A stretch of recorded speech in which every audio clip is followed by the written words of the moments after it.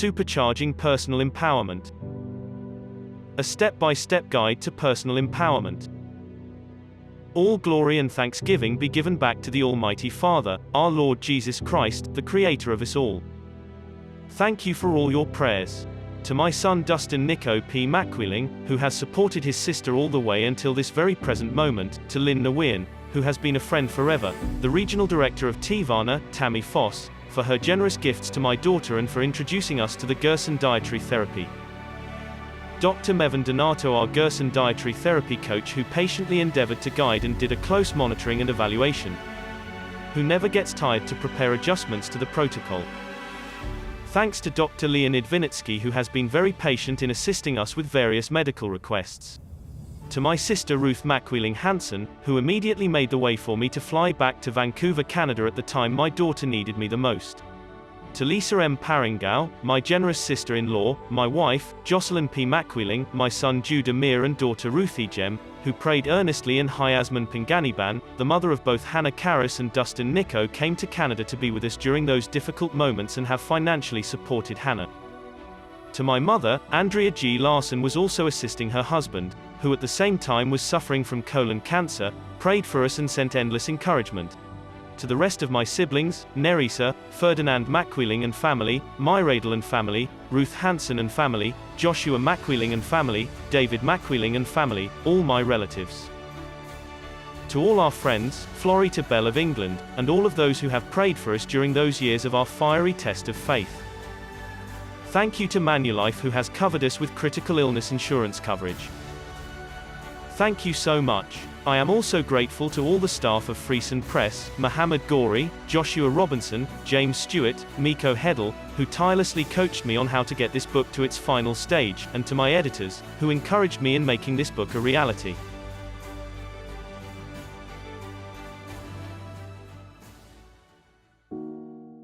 One of the most beautiful seasons in North America had just started. Yellow and orange leaves had begun to fall. The side streets filled with leaves, blown by a cool breeze. It was October 14, 2014, I had to rush my 24-year-old daughter to the hospital. She was experiencing such severe chest pain that she could hardly breathe. She had been diagnosed with pneumonia by her family doctor a few months prior, and it had been recurring for several months, with symptoms I suspected were those of something else. On that same day, I had to rush to the airport to fly to Hong Kong.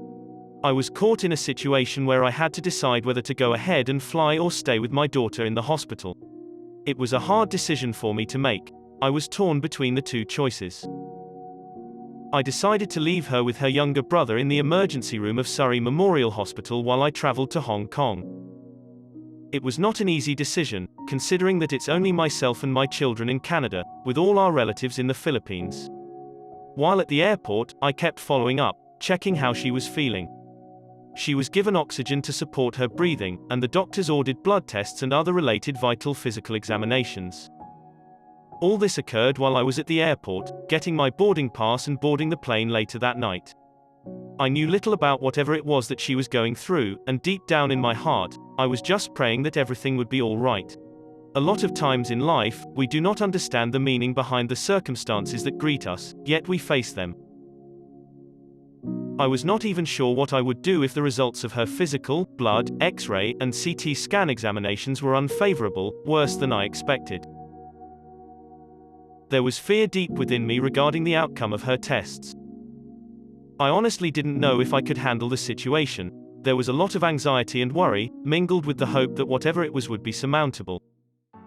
You might be facing similar situations in life today and can relate to what I am saying. Whatever you are facing, remember, dear, it is not the end of everything. Whatever circumstances you are experiencing right now, there is always hope. The meaning behind every challenge in life lies in the wisdom and understanding for which we gain from it. Do not allow discouragement to keep you from moving on. Life presents us with numerous surprises, and what these might be often worrying us. We are in constant anticipation of events that might occur, and we are not in control. None of us likes surprises in life. We like to know what is ahead of us, and we want to make sure that nothing will harm us. We try to figure everything out, only to be disappointed that we truly are not in control. Someone up there controls us. He knows our tomorrow, and He knows every detail of our lives. He knows our weaknesses and our strengths. God doesn't give us anything that introduction 3 we're not strong enough to deal with, although a lot of times we think we are not strong enough. This book is written with you, the reader, in mind, as you flip through the pages and navigate with me. Together, we explore. As Sylvester Stallone once said, as long as you are still alive, your story is not over. Keep up the fight. Keep your dreams and hope alive. Go get it. There is hope even in a hopeless situation. Join me as we open the door to greater understanding and enlightenment. I am excited to walk with you every step of the way. Together, we will learn the paths that lead us to greater heights of faith, where we will see every possibility manifested on our way, regardless of how challenging our circumstances may be. Chapter 1. Understanding me. If there is one person that we need to know, it is ourselves. We should know who we are, what weakens us, what makes us vulnerable, what strengths we possess, and most of all, what inner qualities we have that allow us to overcome life's challenges. Knowing our weaknesses allows us to see the things in life that stop us from doing what is right. What hinders us from accomplishing what needs to be done. Awareness of our weaknesses will allow us to be cautious, to not allow those things to dominate our consciousness, and to overcome them. I remember Martin Luther said, "You cannot keep birds from flying over your head, but you can keep them from building a nest in your hair." We cannot allow our circumstances to overwhelm us. When we focus on things that increase anxiety, double our fear, magnify our weaknesses, and destroy the citadel of faith. When we begin to falter, we are shown the reality of our strength. Our response is a manifestation of who we really are. We cannot hide the fact that a lot of times we succumb more than we overcome.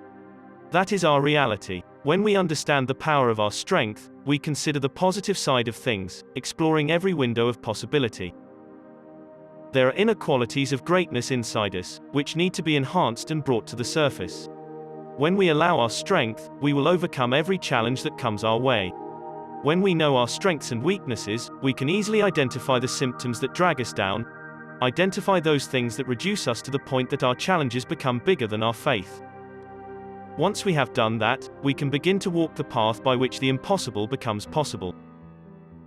While I was on that Boeing 777 bound for Hong Kong, deep inside me were puzzling questions.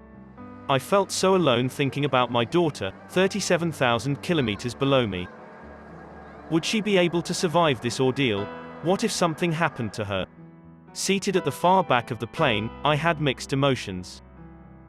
I took a deep breath, and the guy in front of me smiled. I smiled in return and introduced myself. We chatted a little bit, and I mentioned how I ended up at the rear when I asked the crew to put me near the front. He laughed, looking at my angry face. That was the beginning of our long conversation.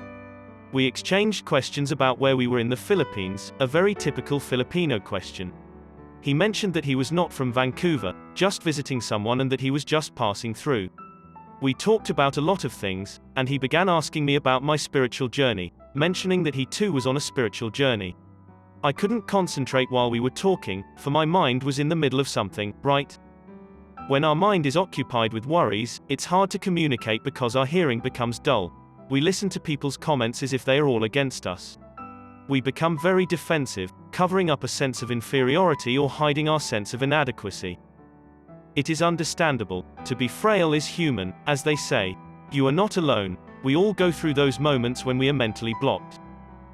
I replied, yes, I was on a spiritual journey, and I've found what I've been looking for. He asked me, where and how did you find it? I told him, let me share my response with you in a moment. He was adamant about knowing what I had to say next, but the flight stewards began their rounds, providing hot meals. We stopped and enjoyed our sumptuous meal that night. I remember my mother, who had a great influence on the way I respond to challenges. She went through many things in life too. I could devote a whole book to her life story. This is what she had to say. You deplete your energy when you do not have the right focus.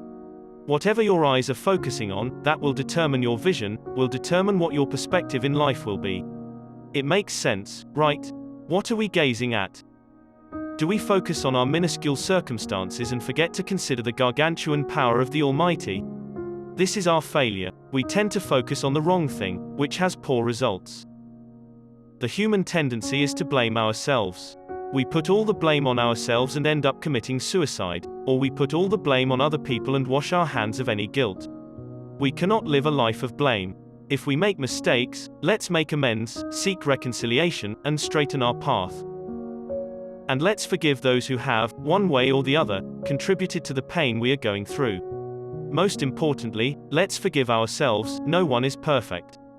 I like to read books that help me refocus my thoughts, realign my thinking. Our mind is very powerful. It can create things, whether good or bad.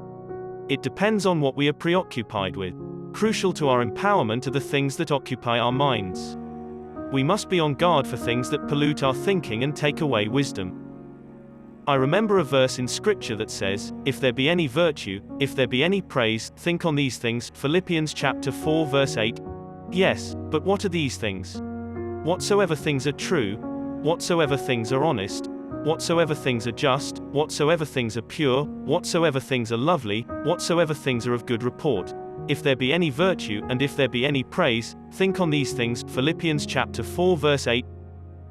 Allow me to add one more quotation, from a man full of wisdom, King Solomon. "For what a man thinketh in his heart, so is he." Proverbs chapter 23 verse 7. We are what we think, we become that with which we are preoccupied. In the Holy Scriptures, King David wrote, "For I am fearfully and wonderfully made." Psalms 139-14. The understanding of our beginning provides the path back to our Creator, the master designer of all creation. As King David put in words, "The heavens declare the glory of God, and the firmament showed his handiwork." Psalms 19-1. The Apostle Paul added to this, saying, "For we are his workmanship, created in Christ Jesus." Ephesians chapter 2 verse 10. We are a masterpiece of the omnipotent, omniscient, omnipresent Creator of the heavens and the earth. He designed the universe. He had a master plan for my very life, so unique that it's only me who can make it happen. He created us in his image. He gave us our mind, our emotions, and our will, and this is the image of God in us. He created us to have a covenant relationship with him, a covenant relationship by which we become his son, by which he, the unseen God, will come inside of us and reside and walk on earth through us. This is our origin. For this reason, we are here. And our in-depth understanding of this matter will determine the kind of life we are living, the destiny toward which we are heading. I asked my newfound friend on the plane what he did for a living. He replied, "I'm a doctor from the Bahamas, been working there for many years." What a coincidence, right? I asked him, "In what field?" He replied, "A medical doctor." So, I asked him, "Can I share my daughter's health issues?" "Sure," he said. I began sharing. She has had an off and on dry cough for many months. Doctors ruled out pneumonia. She's at the emergency department of the hospital as we speak. Then he asked me, "Does cancer run in your family or her mother's?" "Not that I know of." He took a paper and a pen and scribbled down the names of the 3 different blood examinations, explaining, "Doctors won't order any of these blood exams unless worse symptoms are coming up. Ask your daughter to request that her doctor do these blood exams as soon as possible." Then he sighed and said, "I hope they will." Up in the skies, I texted my daughter, who replied, "I got it, Dad." I texted her back to really insist her doctor order these blood exams. I wondered how my text message had reached her. Then after a while, I received a phone call from a friend in Vancouver. I was puzzled by how her call had reached me. The doctor just smiled and asked me, "You texted her and she got it, right? Nice." I expressed my gratitude for the time we had spent sharing that night. Then we unwound a bit and enjoyed the duration of the 13-hour flight to Hong Kong. Contemplating the doctor's question about whether I had cancer in my family, I felt a deep feeling of fear. What if? And if it is, can I handle the situation? What shall I do? I kept asking myself. "There is nothing you can do," said a still small voice inside of me. So many times, in the past, I have gone through experiences that I believe contribute to and pile up through these years. I know my strengths and weaknesses. I understand where I am most vulnerable. This gives me the understanding that nothing happens in the life of a person that God will not allow. A lot of times we ask, why do bad things happen to good people? And I would say, why not? Are bad people the only ones who deserve to be tested? All of us, I believe, even myself, deserve to be tested so that we know our strength, so we know where we are most weak, and so we know where we are stronger. I like examinations and evaluations because through them I will determine my highest and lowest score, where I need to improve myself, and where I excel. Knowing these things, in turn, will allow you to make a step-by-step plan for improving your lowest score and working on areas where you are weak. It is very important that we do not remain stagnant in areas that will benefit us. Every day should be a step upward, going higher and higher until we reach success. The months during which my daughter, Hannah, and I worked together to make the Gerson dietary therapy works, were a time of adjustment, of teaching each other. The more I loved my daughter, the more sympathetic I was to her. We learned to chat for hours and talked about life, about death, and about life after this life. There is a strong inner bond that holds us together in times of difficulty. We learned to hold hands and move on, no matter what it took to live. Life is borrowed, a gift that can be extended or taken by the giver. We must enjoy it. If you haven't told your parents, "I love you," or "Please forgive me," please do it while they can still hear you, while you can still mend the broken relationship. Bitterness will only produce more hatred, grievances, and fear. Why not stop for a moment and go to the person you have wronged, no matter how small or how big the wrong, and ask for forgiveness? It will open the way to freedom. You will have an inner release. You'd better let it go, and let God be in control. I was away from my children for 4 years, separated. My absence carved negative memories in my children, especially Hannah. She had been so close to me since she was little. I remember one time that I was sick in bed. She came to me and said, "Dad, you need medicine. You want me to pray for you?" Hannah was 5 years old at that time, May of 1995. Recalling those moments while she was lying in bed grieves my heart. During those critical moments, looking at my daughter, I didn't know whether she would live or die. Deep within me, I cried, asking for help. "Lord, heal my daughter, give her another chance to live." My innermost being sobbed, begging God, "Please answer my prayer." I felt that I must be strong for her, that I could not allow her to see me crying. But there is nothing wrong with crying, it keeps us from becoming heartbroken. As we continue to the next chapter, let's remember that being aware of where you are most vulnerable will give you the chance to overcome those vulnerabilities.